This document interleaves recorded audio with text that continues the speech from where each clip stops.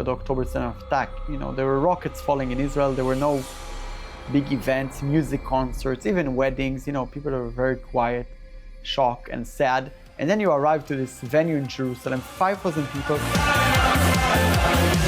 dancing and singing like the Messiah is coming. מוות למחבלים, כולם! יעלו ויבואו משפחות גרעיני ההתיישבות. קהילת העיר עזה, גרעין המיועד להתיישב בעיר עזה. They really see it as an opportunity. They're happy. You know, they saw October 7 as an opportunity. This is the Victory of Israel conference, one of a number of massive carnival-esque mega events held in the wake of October 7th. Attendees could take part in workshops on how to establish a settler outpost, rub shoulders with cabinet ministers. רק לקיחת שטח תכאיב להם באמת. But who are Israel's settlers? And why, when the rest of the country was in mourning, were they choosing that moment to rejoice? So settlers are Jewish Israeli citizens that believe that the entire biblical territory of Israel was promised to the Jewish people by God. They live beyond the Green Line, which is the internationally accepted borders of Israel, despite the fact that it's illegal by both international and Israeli law. And the way they do so usually is a few settlers will go into a Palestinian territory, put an outpost there, and expand that outpost. They start to supply them with infrastructure, water, security, electricity, and by this kind of tactics, they create a new reality on the ground. The settlers are one of the most well-endowed sectors in Israeli society. They enjoy some of the most lavish subsidies and state budgets. They are represented by Ben Gvir and Bezalel Smotrich, Minister of Finance, who have been propelled to power through the inclusion in Benjamin Netanyahu's cabinet. So, although they are not a mass movement within Israel, they are only 5 or 6% of the Israeli population. Their power is unprecedented, and their ability to wreak havoc in the Palestinian territory is unprecedented. There are hundreds of thousands of settlers in the West Bank. Many of them live there because it's cheap, because it's affordable. You know, there's no law there for them. They can kill, they can take over land. The public doesn't want to see it and the media doesn't show it. So through the years, this has been normalized that the West Bank is kind of de facto part of Israel. After October 7, from the beginning, the settlers were talking about going back to Gaza. Back because they had been there before. The last settler left the Gaza Strip in 2005 when the Israeli government dismantled 21 Jewish settlements dotted across the territory. That plan had been drawn up more than a decade earlier, in 1993, when Israeli Prime Minister Yitzhak Rabin agreed to the US-brokered Oslo Peace Accords. Enough of blood and tears. Enough!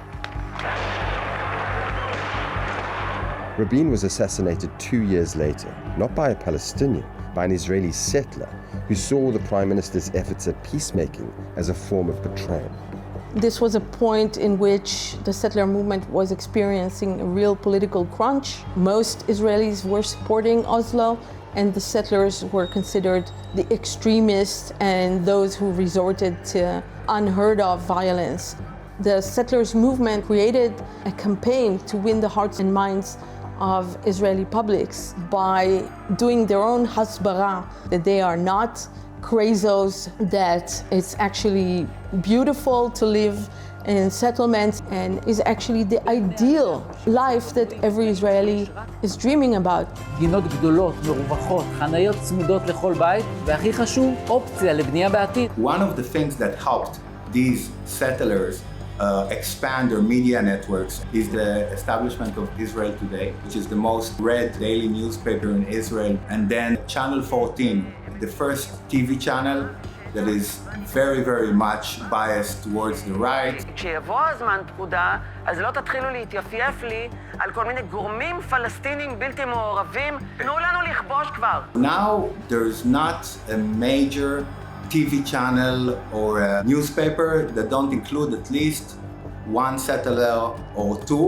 For example, Channel 12, the leading channel in Israel, you have Amit Segal, a son of a settler that's also very close to Netanyahu. אני חושב שהבוחרים של נתניהו מצפים ממנו במידה רבה מאוד לקיום הבטחתו לניצחון מוחלט. You have, of course, Channel 14, and you have many settler figures there, like Shimon Riklin and ינון מגל. אין ביטחון בלי התיישבות, זה כתוב בפרשת השבוע. לא אכפת לי שירדו עליי, הרי אוספים פה חומרים. אני לא נרדם טוב בלי שאני רואה בתים קורסים בעזה. מה אני אעשה?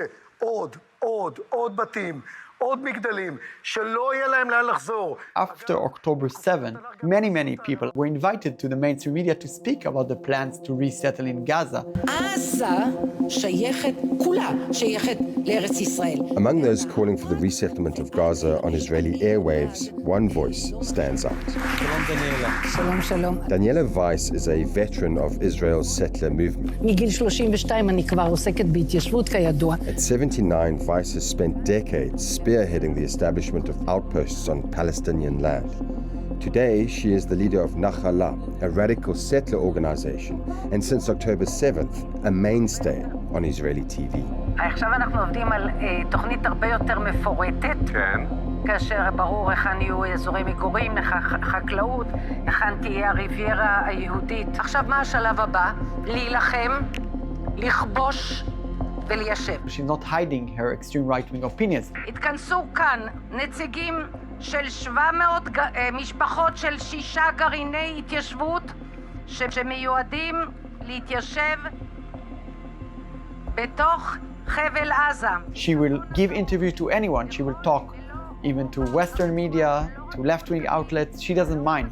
Arabs will not stay in the Gaza Strip. Who will stay?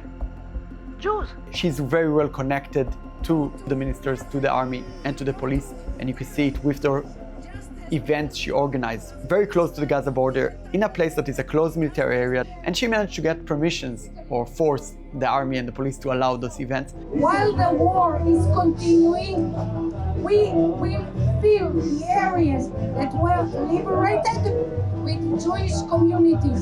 These events were meant to pressure Netanyahu, and we've seen their effect. The Israeli military was already constructing bases in the Tzarim corridor, demolishing entire neighborhoods, not during fighting, but after it, to make sure Palestinians are not coming back. They were almost there. In their mind, they were 90% on the way, and then it didn't happen. The ceasefire deal signed in January may have set back the ambitions of Weiss and the settler movement, but only temporarily. Hundreds of Palestinians were killed within hours of Israel resuming its full-scale bombardment of Gaza. And the renewed ground assault has focused on the Netzarim corridor, a key location in the heart of the Gaza Strip, where Israeli settlements once stood. It's been a fragile agreement to begin with. It is clear that this war, atrocious war of revenge, has not achieved at all any of its declared goals. And yet the message of the settlers has also been enforced and strengthened by the obsessive engagement of the Israeli media with the trauma of October 7. And the message is basically there's no chance that the Palestinians are ever going to accept any of us. We are all settlers. And this is an incredible boost to the settlements movement. Thank you for watching. Hit that like button and leave us a comment to let us know what you thought about anything we covered this week. And don't forget to follow us on social media. The links are in the description, and you can also subscribe to our newsletter for updates from the show.